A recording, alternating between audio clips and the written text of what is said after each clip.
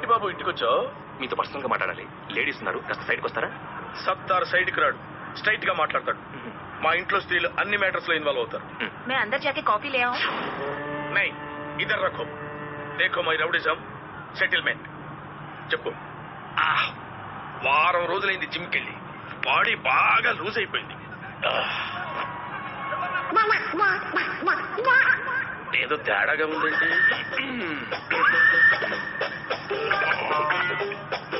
ఎంత బాడీ పెట్టుకుని భయపడ్డావేంటి? నువ్వు భయపెట్టేస్తావు కదా. అంటే అది రామ్,